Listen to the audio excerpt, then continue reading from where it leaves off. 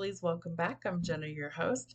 So, on today's episode, we're going to be covering some health assessment things for prediabetes, diabetes type 2 specifically, but we are going to discuss type 1 as well. What are the differences? Do you know your risk factors? Do you know somebody, or do you yourself have one of those three types of diabetes? So, I myself am struggling with prediabetes. So, I had my A1C tested back in October of 2024, and it was at a 5.7, I believe. I had it tested again this last week, and unfortunately, it's creeping up. It's a 5.9. So, I'm at the very last step of prediabetes before I would hit full blown, probably type 2 diabetes. That's a very scary thing for a lot of people in the world, not just Americans, but I feel like America has probably a lot worse sometimes diabetes and things like that because our food is so polluted with just junk. So, my doctor, for me personally, recommends that I go on a ketogenic slash carnivore diet. So, it's going to be a high protein diet, very low carbohydrate diet to help me curb my sugar, my carbs, and to hopefully help me to reverse this before it hits full-blown diabetes. So the other things that we're working on is we're going to be checking my blood sugar regularly. So I have a little meter. It was like 20 bucks at Walmart. I'm going to show you all the things in there. I have an app that goes with it in my phone. And so when I test my blood sugar a couple of times a day, I can record what I ate. I can do it before or after a meal. It helps me to record if I'm having symptoms. All sorts of goodies in the little app, and the app was free. So I also use another one called MyFitnessPal. I'm not sponsored by any of these things. They're just what's helping me to stay on track with my stuff. And so same thing, I can track like my nutrients, my macros. I can track how many carbohydrates. You can scan your food, so it's a lot easier to figure out your portion size, all those goodies. So we're going to discuss a lot of things related to prediabetes, diabetes, all those good things. So, in 2021, an estimated 38.4 million Americans, that is a staggering number, or 11.6% of the population had diabetes. That's astronomical to me. I think there's only 8 billion people on the planet, and if 38.4 million Americans, just Americans, that's how many we have over here, has diabetes, that is a staggering amount. That tells you that something's really wrong in the environment. It's got to be the environment, right? If that many people are getting the same illness, then what is causing it? A lot of it happens to be genetic. Some of it happens to be environment, and then of course it's lifestyle. So what is it that causes all of these factors to cause somebody to actually go diabetic?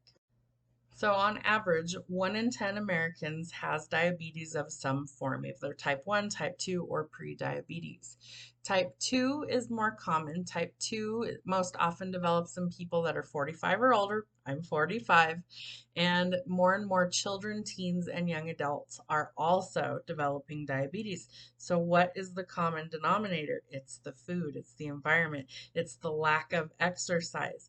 You got to think about it like this. 100 years ago, we didn't have screens in front of us 24/7. We had to work the land in order to eat, right? So we were eating more farm to table. There wasn't a middleman. There weren't grocery stores on every corner. There weren't McDonald's on every corner.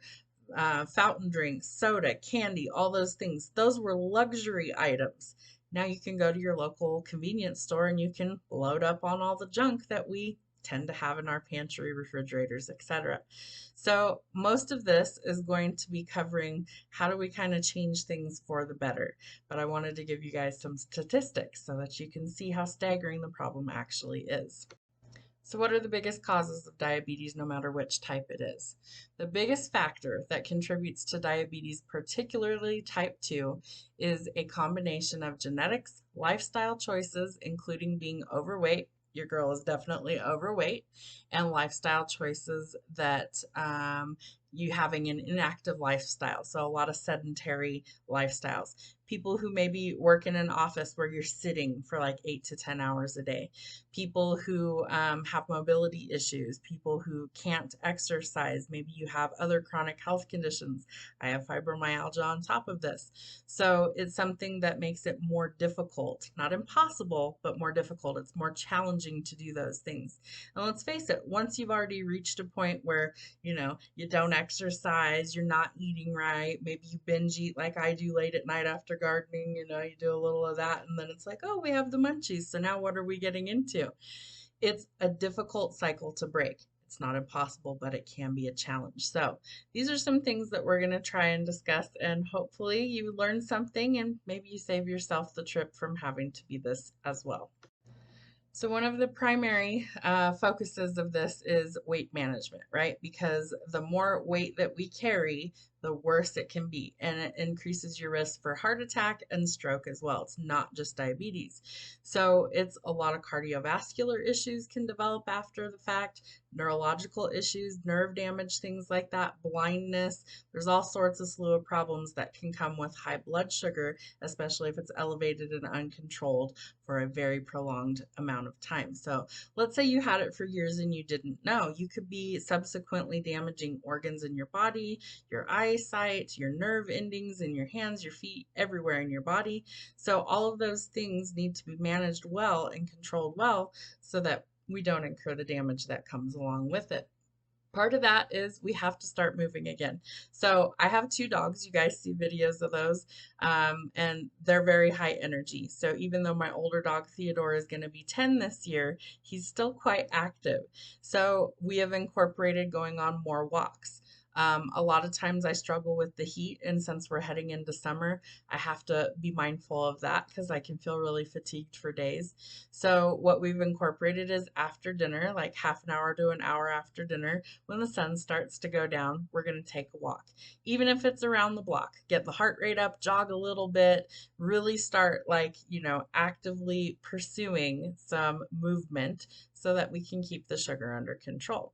Because one thing I'm finding out is that if my sugar is elevated and I go exercise, it dramatically drops it. My body is forced to convert it and use it for energy as opposed to storing it. Or other organs like your liver can dump insulin, which can also spike your blood sugar. So there's lots of things that I'm finding out, and this podcast is all about sharing knowledge and hopefully to break cycles. One of the cycles I need to break is with food and how I use food. So a lot of things go into that. I've struggled with obesity for the majority of my adult life. I have been kind of overweight since, I want to say, probably since like middle school. And then I would lose some, exercising, things like that. And then I started having children. And of course, you gain weight when you're pregnant. Sometimes it comes off, sometimes not so easy. I've had 4 babies. And then I had some major surgeries, one of those being a total hysterectomy. So that messes with your hormones. So your hormones could be contributing to some of that. And then we have, middle age or older. Sometimes it's younger. So yada, yada, yada down the road. None of those are excuses. They're just facts of my life. Those are contributing factors to what got me to this point. I also have a terrible sweet tooth. I love sugar. I really, really do. I love drinking soda. I like pastries, all of these things that I know are not good for me, but I enjoy them. So a lot of times I would indulge in those things knowing that it probably was not good for me, but I did it anyway. Then I found out I was having elevated, I can't remember what they're called, elevated liver enzymes about 2 years ago. So I took some drastic measures and I curbed a lot of things that I would normally eat.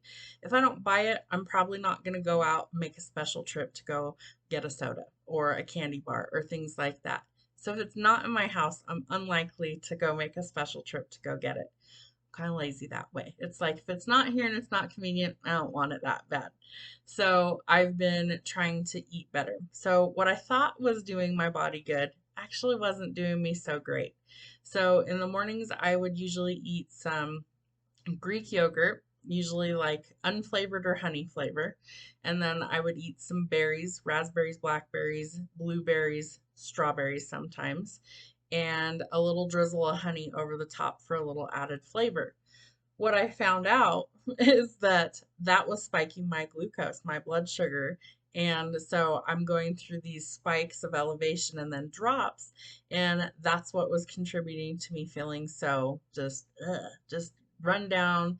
Sometimes my stomach would really hurt, dizzy, disoriented. And so when I was talking to my doctor last week, I was telling her, I just feel really like swollen, feel really like achy in my joints and things like that. No energy, just feel absolutely terrible. And so I went on a medication called Lasix for 3 days to help me get rid of some water weight because my joints were really swollen. Like my hands were really puffy, my face was really puffy, my legs were really puffy. Like I was retaining water all the way up to my kneecaps. So it's really uncomfortable. So I lost, I want to say it was 3.5 pounds in 24 hours of water weight. So that was pretty cool. And that helped. It helped me get started. It's not something that I can be on long term. Unfortunately, I was experiencing the side effects in only 2 days. So lots of stomach aches. It was spiking my blood sugar, which is a known side effect, dizziness, confusion. So that's not something that I can be on long term. But it did help me shed some of the water weight that was really uncomfortable. And thankfully, most of it hasn't come back. So now we're in the process of changing our diet. So we're adding in more water, and I drink water anyway with lemon in it on a regular basis. So now I'm trying to up my intake. How many ounces of water can I drink in a day without, getting sick or anything like that? Because you can get water toxicity, so you do need to be mindful of that. What is that? That's where you have stripped your body of all the minerals and the electrolytes that it needs to function, and those are critical. I already have an electrolyte imbalance because I had parathyroid tumors removed. And so I don't secrete enough of the parathyroid hormone to convert the calcium and the vitamin D in my body. So I have to take certain prescriptions to help my body use those. So I'm kind of fighting an uphill battle on some of these things. So I want you to know that if you're experiencing like, oh my gosh, I have all these other health things going on, I can't just do this one thing, I got to incorporate a lot. Me too. So I'm going to give you some things that I've learned and talk with your doctor or a nutritionist or whoever and make a decision that works best for you. But I want to share knowledge because if you're experiencing things like me, I want you to be able to have the information to be able to use for your own. So I hate calling things diets. My nutrition plan, that sounds a little better. My nutrition plan is going to be keto carnivore. So the emphasis is going to be on a low carb lifestyle. And I found that that's extremely challenging. There's many things that I didn't realize had a ton of carbohydrates in it. And we need carbs in our diet, in our nutrition, because we use carbohydrates for energy. The problem is if you are a type 2 diabetic, you usually have insulin resistance, meaning that your cells are not using the insulin for energy, and instead it's holding on to like the carbohydrates and it stores the fat and the sugar, and that is what's creating like the spikes in your blood sugar and the falls in your blood sugar. That's what I understand it to mean. So I'm learning that the carbs are really, really important that you count them. That's why the fitness tracker is one that I'm using, because it helps me to track exactly what I'm consuming.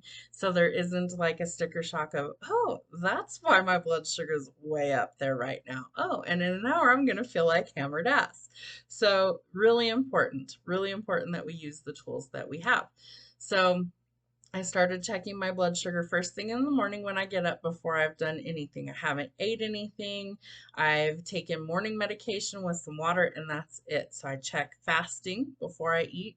And then whatever I eat, I log it in the thing, in the fitness tracker. And then I wait an hour or two and test again to see if it's elevated a bunch or if it's fairly level off. Within a few points is pretty normal. My doctor told me that we want to limit carbohydrates to under 20 grams. That's difficult. And we want to increase protein exponentially, really. She said you can eat any kind of meat that you can think of. She said lean meats are good, but you need fat. So instead of burning the carbs, you're going to burn fat. Well, your girl's got a fat supply in excess around the middle. So we want to burn that off. We want to use it for energy. I'm a person who used to do intermittent fasting and I never saw results and I didn't understand why. Well, I found out that when people do intermittent fasting that are pre-diabetic or diabetic, what tends to happen is your blood sugar spikes up. Why? You haven't consumed any calories. What's going on? Your liver can actually secrete insulin. I didn't know that. Things I didn't learn in school, right? So if you are fasting and not seeing results, if you're fasting and you feel worse, there's usually a reason behind that. So for me personally, when I fast for long periods of time, I'm actually dumping insulin and it spikes my blood sugar. So it's not good for me to do that. Now, that's not to say that you can't, but I would be very cautious if you are a diabetic and things like that, that you do it under supervision. And if your blood sugar is spiking, discuss that with your healthcare professionals. So for me, it's not something that's a good idea. I need to eat small meals every about 4 to 6 hours. Sometimes more frequently, it depends. Like if I'm super active and I've burned through that, then I might need to eat another little snack or something. We're not talking about gigantic meals. We're talking about a little snack. Maybe it's a handful of almonds. Maybe it's like half an avocado. Snacks, okay? Small snacks. Now, that's not to say you can't eat normal meals. You can, but now they have to eliminate carbohydrates. That's where it gets tricky. So there's lots of resources that I found online. Some really cool recipes that if you guys are interested, let me know in the comments and I will share those. I found some of them on TikTok and I'm going to be trying them out this week. I ordered all the ingredients through the grocery store, and so there's one that's like a keto friendly pizza. The crust, instead of it being flour based, which most breads are, which is full of carbohydrates, instead it's cheese. So you take cottage cheese and you kind of spread it out into a thin layer, and then you add some Parmesan cheese, salt, pepper, tomato sauce, another layer of cheese, and whatever toppings you want on top, and you bake it in the oven. And it looked delicious. And I'm like, that's really easy. I could totally do that. Another one that we're going to try this week is I can't remember without looking at it. I'll have to look at it, but there was about 5 of them. So I'm going to try out about 4 or 5 new recipes this week. And if you guys are curious, I will post it because I know there's a lot of us that are struggling with just the what's for dinner on a regular basis. I've been a mom for 26 years and that is like a 4-letter word in this house. Hey, what's for dinner? You know what I mean? Like we don't want to cook every night. So one of the adult kids is working doing training this summer and then starts a full-time job in August. And so, sometimes we're hungry in the afternoons, but we're not ready to make dinner yet. So we're going to make charcuterie boards, and we're going to eat like little bits of trail mix and no crackers, no chips because carbs for me, so I can't do that. But I found a recipe to make cheddar chips so they'd be like a Cheez-It, but there's no carbs in it, so I can actually enjoy that. So I'm going to make a batch of those. So all these little changes that we're going to start to incorporate, and I want to document my journey. So you guys might see me do little updates of that on the channel, things like that, different things that I want to try, and we'll see how it works. Some of it might taste like hammered ass and we never make it again. Some of them might be delicious and we want it all the time. I don't know until we try. So the first thing that we're going to incorporate is a low carb diet. I'm going to try and eliminate the majority of carbs from my diet because I struggle with the sweet tooth.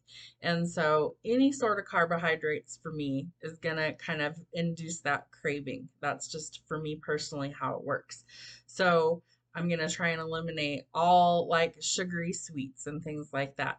Now, are there still some in my house? Yeah, if you look in my pantry, you're going to see there's a giant thing of M&Ms in there, there's cookies in there, there's crackers, chips, all those things, right? Carb and sugar heavy. I can't make the rest of my family go without just because I'm struggling. So there's some things in the house that, if I'm really, really jonesing, okay, maybe I eat like 2 or 3 M&Ms and get the craving out of the way, but don't sit there and keep dipping into the jar. You know what I mean? So Things like that. We're going to have to start making some changes. I'm a Dr. Pepper drinker, have been my whole life. It's my favorite soda on the planet. And if I really want one, I'm going to drink one. So that's going to be a challenge for me. Yes, there's diet soda. So if I really can't stand it, I may have to drink diet soda. I don't really want to drink the aspartame. All the artificial sweeteners are really bad for you. So I'm going to have to come to terms with, do I want it that bad? Or do I just say no more of that? So some lifestyle and changes that I'm going to have to work on. So the next big question is, can it be reversed? So in some cases, and I will say some, not all, type 1 is more an autoimmune response. That one, to my knowledge, cannot be reversed. It's permanent, unfortunately. Type 2 and prediabetes, in some cases, can be reversed through lifestyle changes, diet, and exercise. So not all of them are reversible. I feel like sometimes when you're at a certain point, your body is just like, there's no going back. The organs are damaged, the nerves are damaged. But in early stages, which is what I am in, it is reversible, is what the doctors are telling me. So I would love for that to actually happen because I don't want to incur lasting damage. I don't want to be to the point where I end up having to have like amputations or things like that in my future. That's very scary to me. So now is the time to like get active and actually change some of this stuff for the better. So type 2 diabetes cannot fully be cured. However, it can be reversed in some cases, leading to a period of remission where blood sugar levels return to normal. This reversal is often achieved through significant lifestyle changes, including weight loss and diet modification, which is the goal that I'm trying to do. So I have been very much overweight for probably at least the last 2 decades. So I would say 15 to 20 years, I've been extremely overweight. I have tried certain diets and I have tried certain exercises, and it's like something happens and I'd never stick with it. So that's the problem. So this is something where it's like, it scares me enough that I'm going to really try hard to stick with it. And if I don't, someone better get after me in the comments and tell me, hey lady, you said you were going to do this. Set the good example. So this is my way of holding myself accountable, right? This is public. People can see this.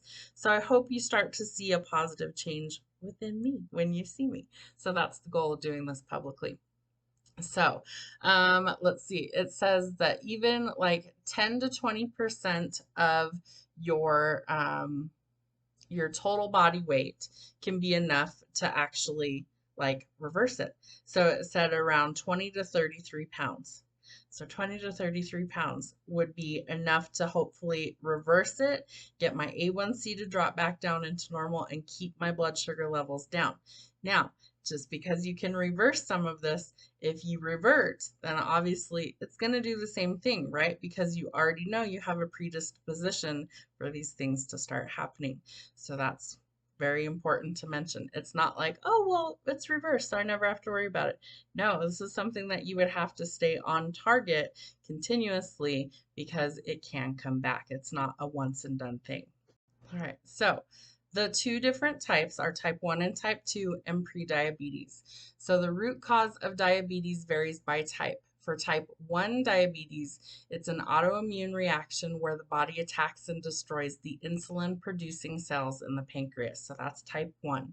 So it's autoimmune. Type 2 is the most common type. It's primarily caused by insulin resistance, that you're unable to use the insulin, often due to factors like obesity, lack of physical activity, and genetics. So they're a little bit different, even though they're still the same illness. Your body is using the insulin differently or not making enough of it at all. So I have a cousin that's a type 1 diabetic, and she was diagnosed when she was 3 or 4 years old. And she wears a little pump that is constantly giving her insulin when her body needs it. So that's different than a type 2 where you're resistant, you're unable to use it. So your body needs like for you to be able to burn the fat in order for the insulin to be released, I think is what they explained it to me as.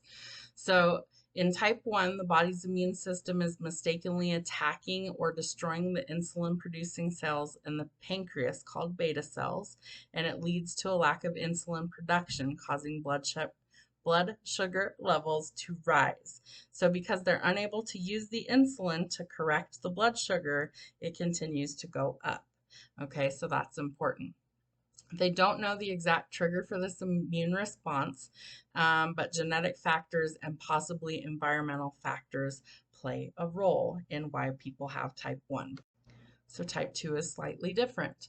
It's insulin resistant, meaning that the body cells become less sensitive to insulin, making it harder for glucose to enter cells for energy, right? Because we burn the sugar, the glucose, for energy. That's why we crave carbs when we're tired, because we're using that most of the time. If our body's functioning properly, we're using that for energy. That's why a lot of like athletes, like runners come to mind. They eat a ton of carbs, right? Because they're burning all of that energy after they're running. Let's say you're going to go run like a 5K marathon, right? That takes a lot of stamina. So they're lean. They're usually really thin people, but they eat and they eat and they eat. Their body is burning that sugar, that carb for energy. Whereas someone like me, if I sat and ate pasta and carbs, I'm going to bloat up. I'm going to get really, really sick, and my blood sugar is going to go through the roof. So very different on how the body responds. So obesity and lack of physical activity contribute to insulin resistance. Again, I've been overweight for a really long time. I believe many, many years ago, I took metformin for a long time because I had polycystic ovarian syndrome. And so it was to help lower my insulin resistance so that my body would actually do what it needed to do for my reproductive organs. I was only on it for a short time, like 6 months.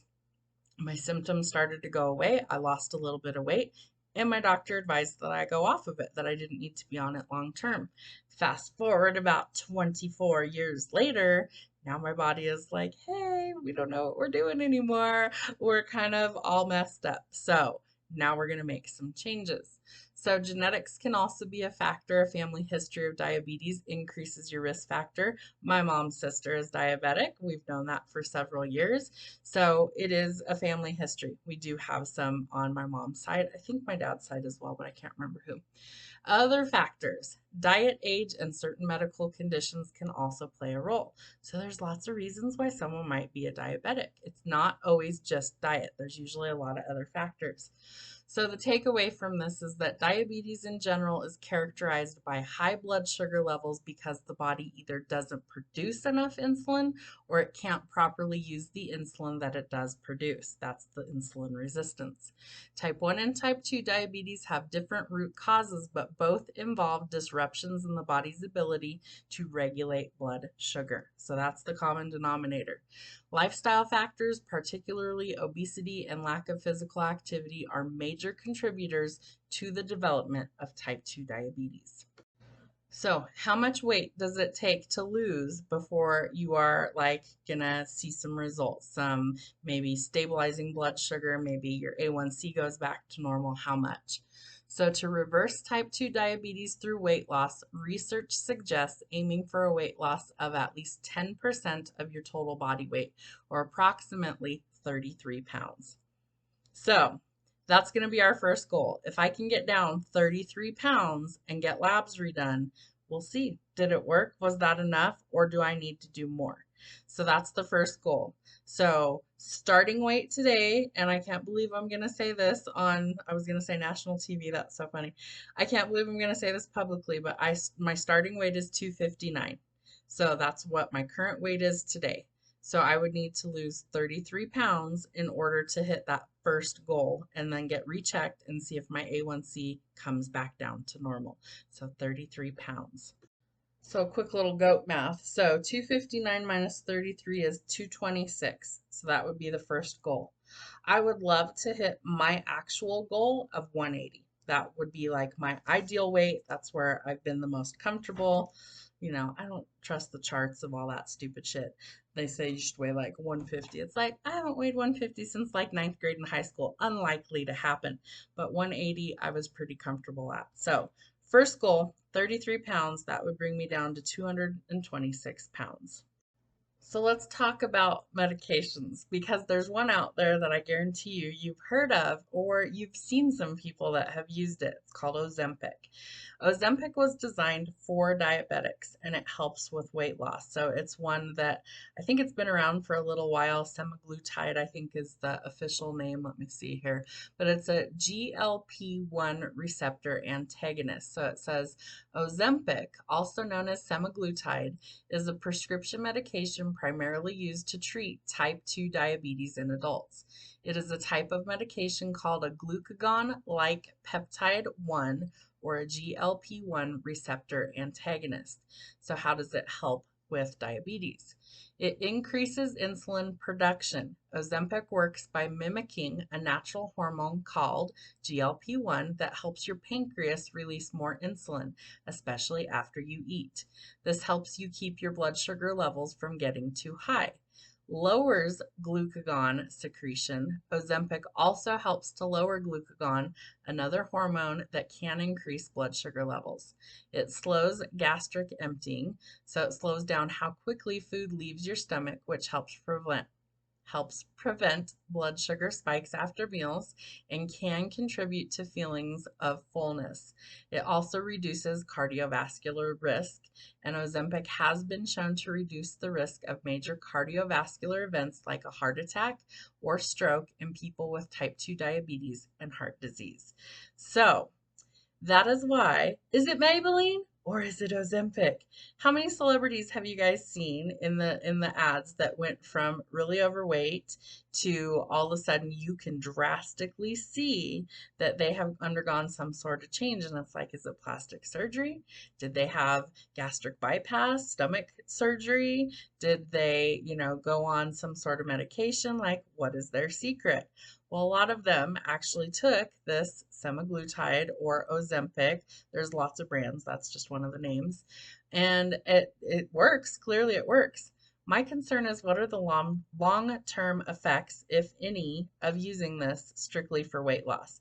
Don't get me wrong, if you're using it for what it was intended for, under supervision, it's probably great. If you're using it solely to drop like 50 to 100 pounds of weight, I don't know, is it good for you? So I'm not to that point yet where I'm like, oh yeah, I want to, no, I'm not to that point yet. I'm going to try it through diet and exercise first. And if I become a full-blown diabetic, then I'll cross that bridge when I come to it. There's lots of medications. There's insulin, there's the semaglutide, there is metformin. Those are just a couple to name a few, but there are many, many forms, generics, etc. And so your doctor and you need to discuss what is best for you personally. For me personally, I would rather not have to take more medication than I already have to. So I'm going to try and reverse it first through diet and exercise, healthy lifestyle, nutrition, and see if that works. I'm not going to put a time limit on how long this takes me, but if you guys are curious, I would love if you'd hang out for the journey. I'll share recipes with you. If there's something that I'm like, oh man, that's my new addiction, it's so good, then I'm going to share those things with you because I know there's people out there that watch my stuff that could benefit from that. And even if you're not diabetic, maybe you're just looking for something new to try that's food related. Cool. Let's share some knowledge. Let's share some recipes. It's summer. I'm going to get out and I'm going to move a little bit more. I'm going to do some gardening, going to go play with the dogs a lot. My goal is to spend not a lot of time behind the camera, not a lot of time filming videos. Don't worry, you guys will still see me. But my goal is to only spend a couple of hours a week doing this through the summer and get my ass outside so I can get back into healthy, not just in shape, but healthy. That's the goal going forward. So, what do you guys think? Are you ready to be part of this journey? Are we ready to go forward? Let's get healthy. Let's do it once and for all.